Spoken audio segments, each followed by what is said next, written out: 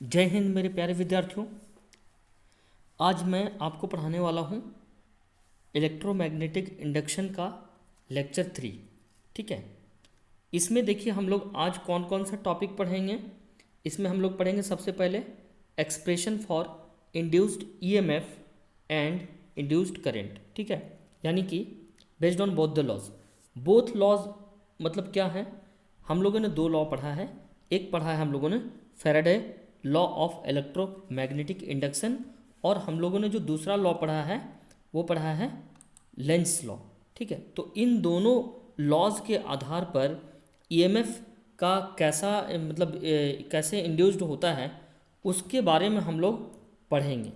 Okay, और दूसरा साथ ही साथ हम लोग इंड्यूस्ड करंट में भी कैसे इंड्यूस्ड करंट ये होता है उस पर भी हम लोग पढ़ेंगे।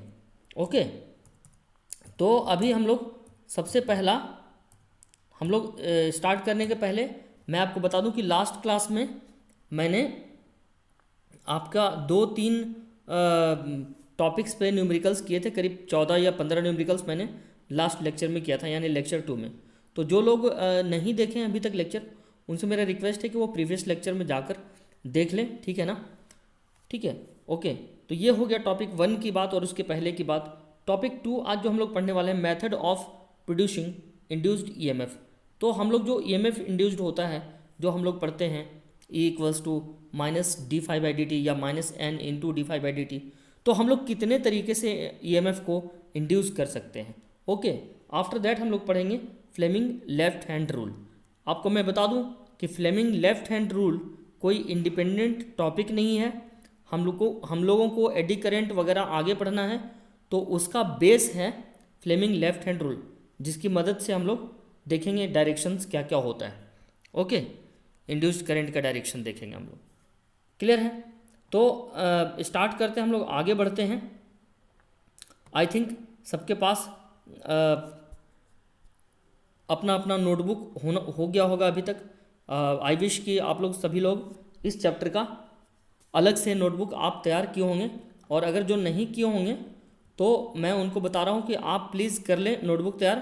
ठीक है, क्योंकि इसमें बहुत सारा इंपॉर्टेंट चीज़ है जो कि आपका 12th के एग्ज़ाम्स में डायरेक्ट पूछा जाने वाला है ना। कई सारी इंपॉर्टेंट बात बताया गया है इस चैप्टर में। ठीक है, तो वैसे भी आपको नोट्स तो तैयार करना ही है, तो आप अभी ही तैयार कर लो। तो मैं आपको एक PDF सेंड कर दूंगा, ठीक है, और उस PDF के बेस पे आप देख लेना नोटबुक कैसे तैयार करना है। ओके, तो आगे बढ़ते हैं चैप्टर में। सबसे पहला आपका देखिए expression for induced EMF based on the laws. ठीक है, तो हमारे पास जो लॉ था वो था E इक्वल्स टू -d∅dt, यानी कि ये लॉज था। ठीक है, तो इसमें देखिए, इसमें जो कैपिटल E है ये है आपका EMF, this is called EMF, and phi is called magnetic flux. ठीक है, फ्लक्स, मैं यहाँ पर मैग्नेटिक फ्लक्स बोल रहा हूँ। ठीक है, तो आपको ध्यान रहना चाहिए, इलेक्ट्रिक फ्लक्स अलग होता है, मैग्नेटिक फ्लक्स अलग होता है। इस फाई की वैल्यू होती है B.E। यहाँ पर देखिए B और A is area vector and B is magnetic field. ठीक है, तो ये दोनों ही आपका वेक्टर क्वांटिटी है, लेकिन दोनों का जो डॉट प्रोडक्ट है यानी फ्लक्स वो स्केलर क्वांटिटी है। तो ये आपको ऑलवेज ध्यान में रखना चाहिए कि कैसे हम अच्छा से इसको याद रखेंगे। ओके, सो नाउ नेक्स्ट, तो यहाँ से हम लोग देख सकते हैं कि d∅ का मतलब हम उसको ∅2 - ∅1/t लिख सकते हैं। Okay, and for n number of turns, तो अगर हम कॉइल का टर्न अगर n हो, ठीक है, तो E equals to -n into d∅dt, जैसा कि आप स्क्रीन पे देख रहे हैं ब्लू कलर में। Okay, now the next point is, तो चूंकि हम d∅ को क्या लिख सकते हैं, ∅2 - ∅1 लिख सकते हैं। तो इसीलिए d∅dt को क्या लिख सकते हैं, ∅2 - ∅dt को हम t लिख दिए। ठीक है, तो यहाँ पर हो गया आपका E का वैल्यू हो गया इतना आपका -n इंटू ∅2 - ∅1/t। यहाँ पर n क्या है, नंबर ऑफ टर्न्स है। ठीक है, तो एक्सप्रेशन फॉर इंड्यूस्ड करंट, तो इंड्यूस्ड करंट के लिए एक्सप्रेशन क्या होगा। ठीक है, इंड्यूस्ड करंट, तो करंट इक्वल्स टू हम लोग ओम्स लॉ से जानते हैं कि करंट इक्वल्स टू क्या होता है, V/R होता है। तो V बाई आर को हम लोग E बाई आर लिख सकते हैं, और E के जगह पर क्या लिख सकते हैं, E के जगह पर ये वाला लिख सकते हैं हम लोग, minus of n into phi two minus phi one by t, ठीक है, या फिर minus d phi by d t. तो इसके जगह पर अगर E की जगह पर minus d phi by d t, अगर ये हम लिखेंगे minus d phi by d t, तो ये देखिए एक्सप्रेशन मेरा ऐसा होगा। तो similarly expression for charge, charge के लिए एक्सप्रेशन क्या हो जाएगा, D Q by d t is equals to minus d phi divided by R into d t, ठीक है। तो यहाँ पर आप देख सकते हैं कि D Q by d T यानी कोई अलग से D Q by d T कोई अलग से नहीं लिखा गया है, हम आई को ही, जैसे आई इक्वल्स टू क्या होता है, वी बाई आर होता है, तो इस वी को की जगह पर हम क्या लिख दिए, ई बाई आर लिख दिए। अब ई की जगह पर क्या लिखें, minus d phi by d t, ठीक है, और divided by R, sorry divided by R, हाँ ठीक है। तो ये यहाँ पर आप देख सकते हैं, ये जो है आपका नीचे में जो है ये डिवाइडेड बाई आर है, ओके, ये आपका आर है। तो इस वाले एक्सप्रेशन को सॉल्व करके हम क्या लिख सकते हैं, माइनस ऑफ डी फाइव और divided by R into d t, जैसा कि आपको यहाँ पर दिखाया गया, ठीक है। अब देखिए इसमें आप अगर ध्यान से देखेंगे तो ये जो आई है, इस आई को हम क्या लिख सकते हैं, D Q by d T लिख सकते हैं, क्लियर है। तो यहाँ पर इसी आई को D Q by d T लिखा है, तो ये हो गया आपका एक्सप्रेशन फॉर चार्ज। तो आप कंफ्यूज मत करना, कोई ऐसा नहीं है कि कोई अलग से लिखा गया है, ठीक है। तो यहाँ से लेकर यहाँ तक कोई नई बात नहीं है, आप वही पढ़ रहे हो जो आप ऑलरेडी पढ़ चुके हो, ठीक है। सिर्फ हम लोग उसको अलग अलग टर्म दिए हैं। तो डी क्यू की वैल्यू कितनी हो गई, डी टी, ये डी टी टी और ये डी टी कैंसिल हो जाएगा, तो डी क्यू इक्वल्स टू कितना बच गया, डी क्यू इक्वल्स टू बच गया माइनस ऑफ डी फाइव और डिवाइडेड बाई आर, ये आपका बच गया, ठीक है। तो यहाँ पर देखिए नोट में क्या लिखना है, नोट में लिखना है कि induced EMF does not depend on resistance of the circuit, whereas induced current and induced charge depend on the resistance. कहने का मतलब है कि जो ईएमएफ इंड्यूस हो रहा है वो सर्किट में सर्किट के रेजिस्टेंस पे डिपेंड नहीं कर रहा है, ठीक है। बट यहाँ पर जो इंड्यूस्ड करंट है, यानी ये जो करंट है वो देख लीजिए आप, इस करंट के इक्वेशन में आर है, इसके इक्वेशन में भी आर है, यानी इंड्यूस्ड करंट और जो चार्ज है ये दोनों जो है आपका रेजिस्टेंस पर डिपेंड कर रहा है। बट जो ईएमएफ है वो आपका रेजिस्टेंस पर डिपेंड नहीं कर रहा है।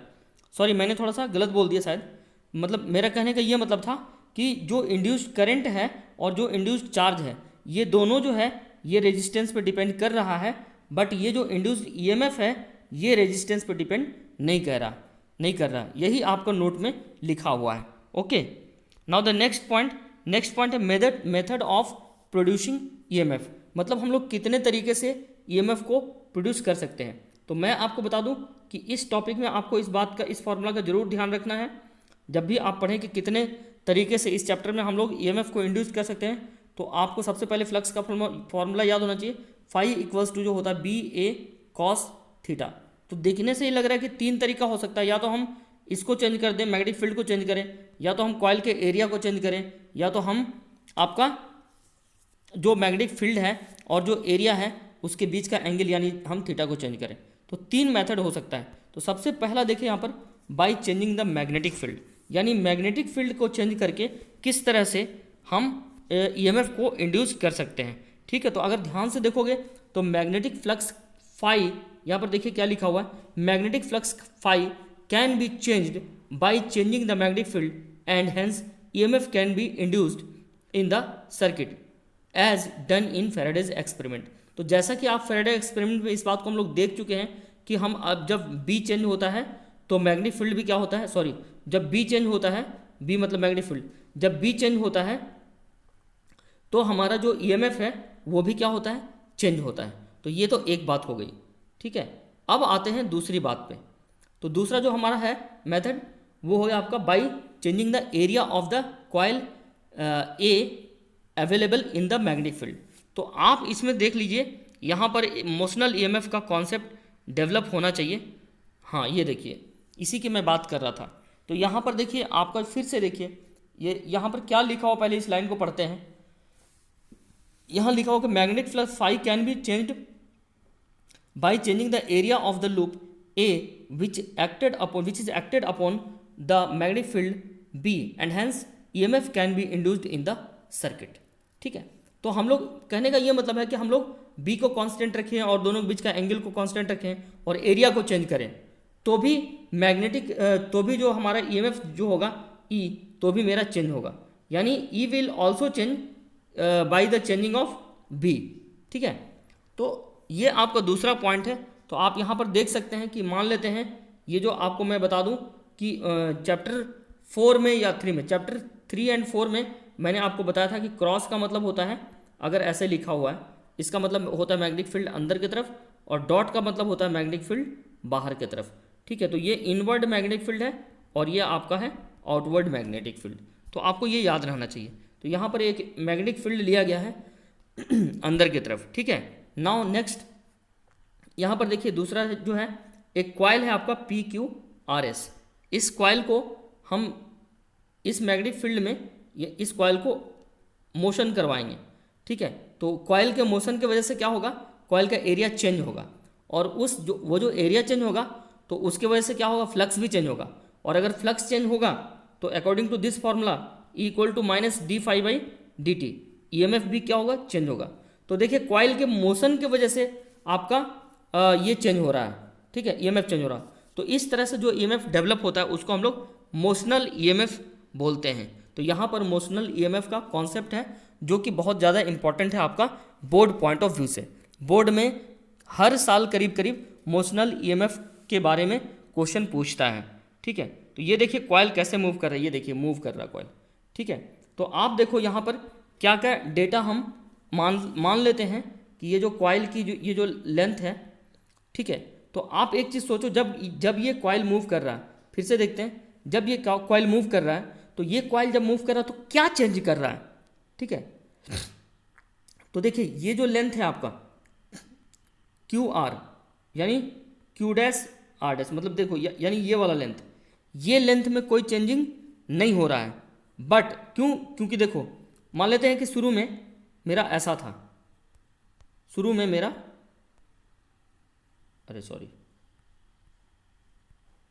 ये पोजीशन था मेरा। तो जब शुरू में ऐसा था तो ये देखिए लेंथ, मतलब इसमें देखेंगे SR में देखेंगे सिर्फ इतना जो लेंथ है, ये वाला जो लेंथ है, इतना ही लेंथ जो है वो अभी मैग्नेटिक फील्ड के अंदर है।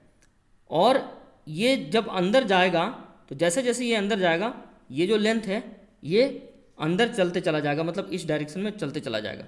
बट चेंजिंग किस में हुआ, तो कहने का मतलब है कि PQ में चेंज हो रहा है बट PS में कोई चेंज नहीं हो रहा है। ये लेंथ अभी देखिए इतना है, फिर थोड़ा कॉइल और यहाँ तक जाएगा तो लेंथ और अंदर चला जाएगा, फिर कॉइल अंदर जा रहा है तो यहाँ तक आ गया। तो देखिए हर केस में ये वाला साइड, ये वाला साइड और ये वाला साइड, इन तीनों साइड में कोई चेंजिंग नहीं हुआ है। तो अगर आप ध्यान से देखेंगे तो ये देखिए। ठीक है, तो अब मान लेते हैं कि कॉइल जो है V वेलोसिटी से इधर जा रही थी और कॉइल को यहाँ से यहाँ तक आने में T टाइम लगा। तो टोटल मतलब ये जो डिस्टेंस है ये वाला, ये कितना हो जाएगा V × T, क्योंकि वेलोसिटी इंटू टाइम क्या होता है, डिस्टेंस होता है। ठीक है, तो हम मतलब कहने का मतलब कॉइल का एरिया हमको निकालना है। तो कॉइल का जो एरिया होगा, तो कॉइल का एरिया यहाँ पर देखो, कॉइल कैसा है, रेक्टेंगुलर क्या कॉइल है, तो रेक्टेंगुलर का एरिया कितना होता है, लेंथ इंटू ब्रेथ। तो लेंथ इंटू ब्रेथ, ऐसे स्मॉल बी ले रहा हूँ ताकि कन्फ्यूजन ना हो, बड़ा कैपिटल बी लूँगा तो मैग्नेटिक फील्ड भी आप समझ लोगे, इसलिए मैंने स्मॉल बी लिया है। ठीक है, तो जो एरिया होता है वो L×B होता है। ठीक है, तो L×B होता है। तो L मान लेते हैं कि आपका ये जो साइड है QR, या कह लो P'(S'), या कह लो PS, ये तो कोई चेंज नहीं हो रहा, ये तो एज इट इज़ रहेगा। और चेंज क्या हो रहा है, B चेंज हो रहा है। तो B मान लेते हैं कि शुरू में लेंथ मेरा इतना था, धीरे धीरे लेंथ और बढ़ रहा है, तो ये तो वेरिएबल हो गया। तो मैं मान लेता हूँ कि V वेलोसिटी से कॉइल अंदर जा रहा था और उसको पूरा जाने में T टाइम लगा। तो ये जो है आपका साइड हो गया, आपका जो आपका ये जो V × T हो गया, ये आपका S और R के बराबर हो गया, मतलब SR बराबर ये चीज़। तो आपको ये दिखेगा भी फिगर में, ये देखिए L हो गया और ये V × T हो गया। तो ये जो ग्रीन वाला है इसको आप लेंथ मान लो और ये जो L है, ठीक है, उसको आप विड्थ मान लो, या फिर L को लेंथ मानो और इसको विड्थ मानो, कोई दिक्कत नहीं है। तो जो कॉइल का एरिया होगा मेरे पास, ठीक है, देखिए ये दूरी बराबर इंटू ये दूरी, तो एरिया बराबर, चूंकि ये रेक्टेंगल है तो रेक्टेंगल क्या होता है L × B, तो तो एल की वैल्यू तो एल ही है और बी की वैल्यू क्या हो गई, वी इंटू टी हो गई। ठीक है, तो ध्यान रहे इस बात का। तो यहाँ पर देखिए क्या लिखा है, the loop P Q R S is slided into uniform and perpendicular magnetic field, the change increase in the area of the coil under the influence of the field is dA in time t. So this causes an increase in magnetic flux. ठीक है। तो आप ये देखो कि यहाँ पर जो हमने मैग्नेटिक फील्ड हुआ है लिया है B, इस B में कोई चेंजेस नहीं है, B को कांस्टेंट लिया गया। ठीक है, कॉइल का जो मतलब जो भी जितना भी लेंथ का और विड्थ का इस लूप का एरिया में चेंज हो रहा है, बट लूप का एरिया में चेंज होने का मतलब ये नहीं है मैंने इसको कभी ऐसे घुमाया नहीं है आपका। ठीक है, रोटेट नहीं कराया कॉइल को क्या कराया, मूव कराया है। ठीक है, कहने का मतलब है कि अगर मैग्नेटिक फील्ड ऐसे होगा, इस तरह से होगा, तो मैंने कॉइल को इधर मूव कराया है। ठीक है, तो मूवमेंट जो है उस तरह से कराया है। तो कॉइल का मूवमेंट हुआ है, तो पहले इतना लेंथ अंदर था। ठीक है, पहले इतना लेंथ अंदर था, फिर थोड़ा ज़्यादा हुआ, फिर ज़्यादा हुआ, फिर ज़्यादा हुआ। ठीक है, तो हर बार लेंथ क्या हो रहा है, चेंज हो रहा है। ठीक है, तो ऑलवेज मतलब जो कॉइल के एरिया में जो चेंज हो रहा है, इसके वजह से एरिया में चेंज नहीं हो रहा है। एरिया में चेंज किसके वजह से हो रहा है, V इंटू डी टी, इसके वजह से चेंज हो रहा है। आई बात समझ में? तो ये आपको समझना चाहिए। तो यहाँ पर देखिए, तो एक्सप्रेशन जो होगा डी फाई का, ये क्या हो जाएगा, डी फाई अगर हम लेंगे तो B इंटू मतलब d phi is equals to क्या होता है, B इंटू डी ए हो जाएगा। डी ए मतलब एरिया, तो B तो कांस्टेंट है और एरिया की वैल्यू कितनी होगी, एरिया की वैल्यू हो जाएगी L into V into d T. ये हो जाएगा आपका दिस, मतलब दिस इक्वेशन। तो यहाँ पर हम चूंकि डी फाई मिल चुका है, तो डी फाई अगर मिल चुका है तो ईएमएफ तो हम लिख सकते हैं। ईएमएफ क्या होता है, ईएमएफ होता है d phi upon d t, minus of d phi upon d t. और ये जो वैल्यू होती है, ये आपको देखिए माइनस ऑफ डी फाई की जगह पर क्या लिख सकते हैं, B into L into v into d t, ऐसा लिख सकते हैं। और नीचे भी एक डी टी है, तो देखिए ये वाला डी टी ये वाला डी टी कैंसिल हो जाएगा, तो मेरे पास बचेगा क्या, जब ये दोनों कैंसिल हो जाएगा तो मेरे पास क्या बचेगा, है ना, ये मेरे पास फाइनली बच जाएगा ये आपका E equals to minus B into L into v. ठीक है, अब यहाँ पर देखिए ये जो B और L और V है ये तीनों परपेंडिकुलर होगा।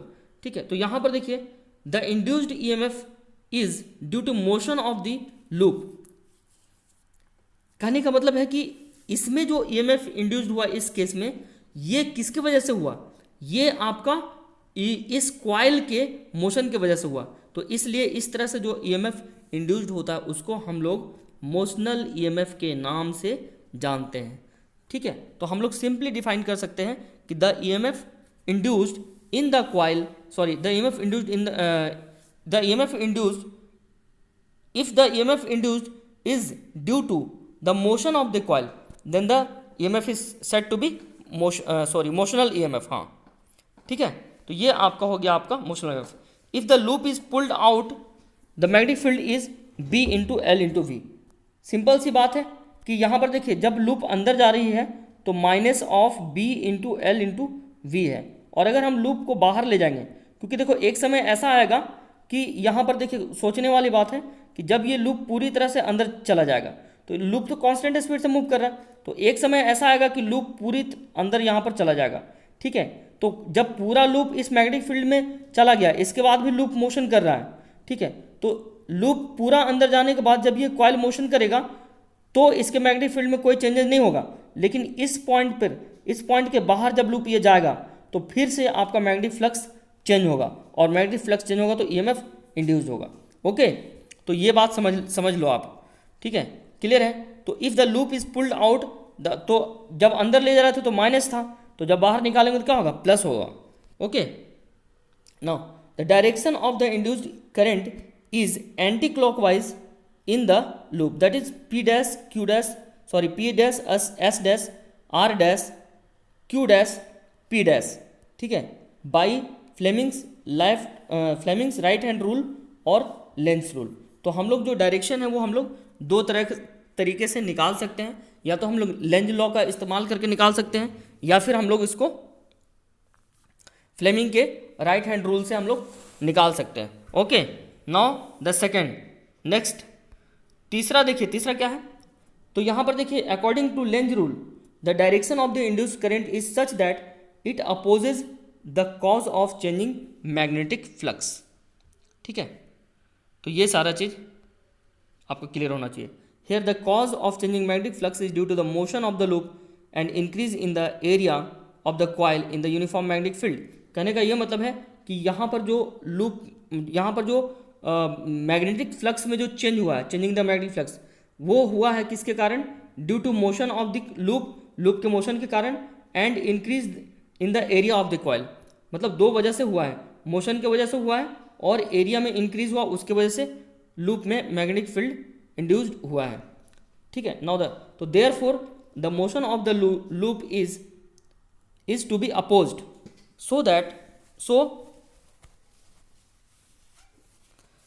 so the current is setting itself such that by Fleming's left hand rule, है ना, the conductor arm PS, ऐसा था लूप मेरा, है ना, P Q R और S।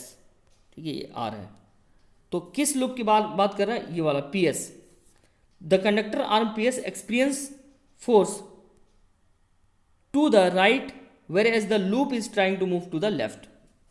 ठीक है, तो वो जो लूप है मेरा, लूप का जो साइड है, ये वाला जो लूप का साइड है मेरा, ये वाला लूप का साइड, ये आपका इस अपोजिट डायरेक्शन में एक फोर्स फील करेगा, है ना, जबकि लूप जो है, अगर लूप इधर मूव करेगा तो ये इधर जाना चाहेगा। ठीक है, ये लेंज लॉ के अकॉर्डिंग, मतलब तभी तो यहाँ पर लेंज लॉ का इस्तेमाल तभी होगा, है ना, क्योंकि लेंज लॉ ये कहती है कि करंट जिन कारणों से पैदा होती है उन सभी कारणों को नष्ट करना चाहती है। तो करंट यानी यहाँ पर ईएमएफ इंड्यूस्ड हुआ कॉइल में, तो ईएमएफ इंड्यूस्ड क्यों हुआ? ईएमएफ इसलिए इंड्यूस्ड हुआ कि हम ईएमएफ इस कॉइल को अंदर ले जा रहे थे। ठीक है, तो जब हम कॉइल को अंदर ले जा रहे थे तो इसकी वजह से करंट डेवलप होगा कॉइल में, क्योंकि ईएमएफ इंड्यूस्ड होगा। ठीक है, तो अब अगर इसमें ईएमएफ इंड्यूस्ड होता है तो एक मतलब लेंज लॉ के अकॉर्डिंग जो करंट का डायरेक्शन होगा, इस लूप में हम करंट का डायरेक्शन फाइंड करेंगे, तो वो करंट का डायरेक्शन कैसा होना चाहिए? वो करंट का डायरेक्शन ऐसा होना चाहिए कि इस लूप के द्वारा इधर एक अपोजिट फोर्स लगे, तभी तो ये उसको नष्ट कर पाएगा ना, इस वाले फोर्स को। ठीक है, तो ये लेंज लॉ कहती है। Now the next point is against this force mechanical work is done which is converted into electrical energy. तो इस फोर्स के कारण मैकेनिकल वर्क होता है जो कि इलेक्ट्रिकल एनर्जी में कन्वर्ट होता है, और उस इलेक्ट्रिकल एनर्जी को हम लोग इंड्यूस्ड करंट भी कहते हैं। ओके, सो नाउ नोट करने वाली बात यह है कि if the loop is completely inside the boundary of the magnetic field then there will not be any change in the magnetic flux. ठीक है, कहने का मतलब है कि जैसे देखो, आपने इतना बड़ा एरिया में मैग्नेटिक फील्ड लगाया ऐसे, ठीक है, ये मैग्नेटिक फील्ड है, और अब यहाँ पर एक लूप को एंटर करवा रहा हूँ, तो लूप जैसे एंटर करना शुरू किया, जब ये लूप बाहर है, इसके बाहर है, तब इसमें कोई ईएमएफ इंड्यूस नहीं हो रहा। लेकिन जैसे ही ये लूप अंदर जाना शुरू किया होगा, तो पहले इतना गया होगा, फिर इतना गया होगा, एक समय ऐसा होगा कि ये लूप पूरा अंदर चला गया। ठीक है, तो अब ये लूप यहाँ से यहाँ तक मोशन कर रहा है, इस वाले एंड तक, तो यहाँ तक ये अंदर आ गया और उसके बाद यहाँ तक मोशन किया, तो इस केस में कोई ईएमएफ इंड्यूस नहीं होगा। आई बात समझ में?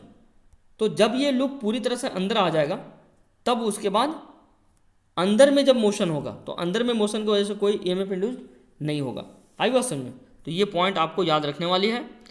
थोड़ा सा आपको कन्फ्यूजिंग लग रहा होगा, लेकिन अगर आप कूल माइंड से सोचोगे तो आपको क्लियर समझ में आ जाएगा कि मैं क्या कहना चाह रहा हूँ, है ना। तो there will not be any change in magnetic flux and so there will no induced current in the loop. Clear है? Now the next point, Fleming right hand rule क्या है वो देखिए। फ्लेमिंग राइट हैंड रूल कहती है कि if the central finger, ठीक है, forefinger and thumb of right hand are stretched mutually perpendicular to each other and the forefinger points to the magnetic field, thumbs point in the direction of the motion of the force, then the central finger points to the direction of induced current in the conductor. Okay, तो यहाँ पर देखिए, इसको समझने के लिए इस figure को देखिए, आपको अच्छे से क्लियर पता चल जाएगा। आप अपने दाहिने हाथ को इस तरह से स्ट्रेच कर लो जैसा कि फिगर में दिखलाया गया है। ठीक है, तो यहाँ पर देखिए, सेंट्रल फिंगर ये है आपका, this is called four finger and this is called thumb, ठीक है। तो यहाँ पर ये बताया गया है आपका कि अगर आप इसको तीनों को स्ट्रेच करो, किसको, सेंट्रल फिंगर को, फोर फिंगर को और थंब को, जैसा कि स्ट्रेच किया गया इसमें, म्यूचुअली परपेंडिकुलर होना चाहिए। और अगर and the forefinger points to the magnetic field, और अगर फोर फिंगर जो इधर आपका मैग्नेटिक फील्ड है, ठीक है, और then and thumbs point to the direction of the motion, और मोशन इधर हो रहा है, ठीक है, यानी वेलोसिटी v है, ठीक है। तो ये जो होगा ये क्या होगा, करंट का डायरेक्शन होगा, इंड्यूस्ड करंट का, लाइक दिस। देखिए ये मैग्नेटिक फील्ड को इंडिकेट कर रहा है और इधर फोर्स यानी मोशन का हो गया, तो ये जो होगा ये करंट का डायरेक्शन शो करेगा। कौन, central finger, this is called central finger. Okay, so this is called Fleming's right hand rule, ठीक है। अब नेक्स्ट देखते हैं पॉइंट 3। तो पॉइंट 3 में क्या है, bye changing the direction orientation of the coil of theta in the magnetic field. तो मान लेते हैं कि कोई भी कॉइल है ऐसे, ठीक है, और इस कॉइल को हम इस तरह से रोटेट कराएंगे तो भी इसका एरिया चेंज होगा। यानी एरिया दो तरीके से चेंज हो सकता है, मैग्नेटिक फील्ड लो, ठीक है, और कॉइल को इस तरह से मोशन कराओ इधर तो भी एरिया चेंज होगा। और दूसरा क्या है, मैग्नेटिक फील्ड लो और कॉइल को अंदर ही रखो और इस तरह से एक इसका एक्सिस मान लो और इस एक्सिस के अकॉर्डिंग कॉइल को रोटेट कराओ तो भी एरिया चेंज होगा। तो इस केस में भी ईएमएफ इंड्यूस्ड होगी और इस केस में भी फ्लक्स क्या होगा, चेंज होगा। और अगर फ्लक्स चेंज होता है तो ईएमएफ क्या होगा, इंड्यूस्ड होगा, ठीक है।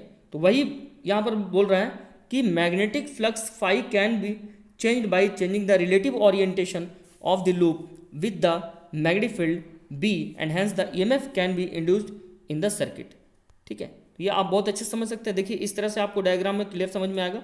ये मान लेते हैं मैग्नेटिक फील्ड है बी, ठीक है, और इस तरह से आपका ये लूप है। तो अभी लूप अगर घूमेगा, ये देखिए ओमेगा से घूम गया, फिर से देखिए ये मैग्नेटिक फील्ड है, this is magnetic field and this is loop, and if loop is rotating like this then an EMF will be induced in the coil. Okay, so you can say very frankly that यहाँ पर देखिए ये theta हो गया आपका, तो जो flux होगा ये आपका देखिए NBA इंटू कॉस थीटा हो जाएगा, क्योंकि देखो B तो कांस्टेंट है और कॉइल का एरिया में कोई चेंज हुआ नहीं है, तो थीटा में चेंज होने की वजह से हो रहा है चेंज, ठीक है। तो एट टाइम टी, मान लेते टाइम टी पे एंगुलर वेलोसिटी जो ओमेगा है, तो थीटा बराबर क्या हो जाएगा, ओमेगा इंटू टी हो जाएगा, ठीक है। तो यहाँ पर देखिए क्या होगा, फाई इक्वल्स टू थीटा की जगह पर हम क्या रख दिए, ओमेगा इंटू टी रख दिए, यहाँ से क्लियर है। तो N B A into cos omega t हो गया आपका।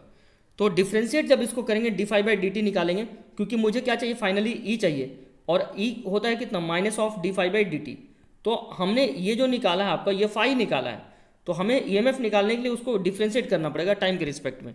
तो जब हम इसको डिफ्रेंशिएट करेंगे तो इसकी वैल्यू आ जाएगी d phi by d t equals to minus N B A omega into sine omega t. यहाँ पर देख लीजिए, यहाँ पर ये देखिए एन बी और ए, मतलब एन बी और ए ये पूरा कांस्टेंट है, ठीक है। तो यानी जो डिफ्रेंशिएशन हुआ है सिर्फ कॉस ओमेगा टी का डिफ्रेंशिएशन हुआ है। तो कॉस ओमेगा टी का डिफ्रेंशिएशन कितना होता है, ओमेगा बाहर आ जाएगा, ठीक है, और कॉस का होता है माइनस ऑफ साइन, तो हम इसको माइनस लिख सकते हैं, minus omega into sine omega T, ये होता है आपका कॉस ओमेगा का डिफ्रेंशिएशन। तो इसी को पूरे अच्छे से अरेंज करके ऐसा लिखा गया, d phi by d t equals to minus N B A into omega into sine omega t. Now so E equals to minus d phi by d t, so E equals to, ठीक है। अब यहाँ पर देखिए, यहाँ पर E equals to minus d phi by d t होता है और d phi by d t में ऑलरेडी एक माइनस है, तो वो दोनों माइनस मिलकर प्लस हो जाएगा। तो फाइनली ई की जो वैल्यू आएगी N B A omega into sine omega t, and E equals to E naught sine omega t. So where E naught equals to N B A omega is the maximum EMF, ठीक है। तो यहाँ पर ये आप देख सकते हैं इस तरह से आपका EMF changes continuously in magnitude and periodically in direction with respect to given rise to alternating EMF, ठीक है। तो यहाँ से जैसे देखिए ये जो केस हुआ है ना, मतलब घुमाने वाला केस, ये वाला केस। तो इसी की वजह से हम लोगों को ऑल्टरनेटिंग करंट मिला है, ठीक है। इसलिए ये चैप्टर बहुत इंटरेस्टिंग है, आप इस तरह से देख सकते हैं। ये जो आपका है ये theta equals to omega t है, तो जैसे जैसे थीटा चेंज होगा उसी तरह से आपका ये एंगल भी इसका क्या होगा, चेंज होगा। तो आप इसमें देखिए टाइम पीरियड भी चेंज हो रहा है इसका, ठीक है। T/4 है, T/2 है, 3T/4 है, T है, 5T/4 है, ठीक है। तो यहाँ पर इसमें आप देख सकते हैं इस ग्राफ में π/2 पे T/4 है, 2π पे T है, ठीक है। तो ये ऐसा एक कर्व आ जाएगा आपका, ठीक है। तो ये आपका साइन वेव बना रहा है, देखिए ये साइन, देखिए ये साइन थीटा का ग्राफ है, ठीक है, क्योंकि जीरो से स्टार्ट हो रहा है तो साइन 0 0 होता है। तो यहाँ पर देखिए जो E मतलब this is called graph between E and T। तो यहीं से पता चला सबसे पहले कि जो EMF जो इंड्यूस्ड हो रहा है वो एक ऑल्टरनेटिंग टाइप का EMF है, ऑल्टरनेटिंग है, और ये जो कर्व होगा साइन कर्व होगा, ठीक है। तो ये आप देख लीजिए, ये यहाँ से जो मेरे पास जो फॉर्मूला आया है, ठीक है, आप इसको इसमें आप देख सकते हैं इस वाले में, ठीक है। तो यहाँ पर आप देख सकते हैं ये जो आपका आया है साइन ओमेगा टी आया है, यानी मेरा ऑल्टरनेटिंग EMF आएगा ऐसा। क्लियर है, ये आपका ग्राफ हो गया। Again next point, if the initial position of the coil is taken as 0 degree, that is normal to the coil is at 90 degree with the magnetic field, then becomes theta plus π/2 and omega t plus π/2। तो इस पर आप ज़्यादा ध्यान मत दो, इसमें बोल रहा है कि if the initial position of the coil, मतलब कॉइल का अगर इनिशियल पोजीशन हम 0 ले लें, यहाँ पर ऐसे इनिशियल पोजीशन 0 लिया गया, ठीक है। Normal to the coil at 90 degree है ना, और नॉर्मल जो है 90 डिग्री पर लिया जाए, और with the magnitude with the magnetic field, ठीक है, then theta becomes theta plus π/2, ठीक है। तो अगर इनिशियली 0 ले लें और वो नॉर्मल पे ले लें, ठीक है, नॉर्मल टू द कॉइल ले लें 90 डिग्री पर, तो थीटा के जगह पर कितना हो जाएगा, थीटा प्लस π/2 हो जाएगा, और ओमेगा के तो मतलब ओमेगा टी के जगह पर क्या हो जाएगा, ओमेगा टी के जगह पर हो जाएगा ओमेगा टी प्लस π/2, ये हो जाएगा। तो ये कहने का मतलब है, ठीक है। तो यहाँ पर देखिए आप, तो therefore E equals to E0 cos omega t, ठीक है। कहने का मतलब है कि अगर थीटा को हम प्लस π/2 से लेंगे तो यहाँ पर कॉस का ग्राफ भी देगा, ठीक है। तो ये एक आपका कन्वर्जन है, एक तरह से कह सकते हो कि साइन का कॉस में कैसे कन्वर्जन करेंगे, ठीक है। ये देखिए इस तरह से, तो आप यहाँ पर देख सकते हैं अच्छे से, ये देखिए कॉस का कर्व आएगा यहाँ पर। तो दोनों में आपका मतलब ये साइन वेव भी दे रहा है और कॉस वेव भी ये दे रहा है। क्लियर है। तो so the alternating EMF and consequently alternating current can be expressed in sine and cos function. तो यहाँ पर ऑल्टरनेटिंग हमको करंट भी मिल रहा है और ऑल्टरनेटिंग EMF भी मिल रहा है साइन और कॉस के टर्म में, ठीक है। So this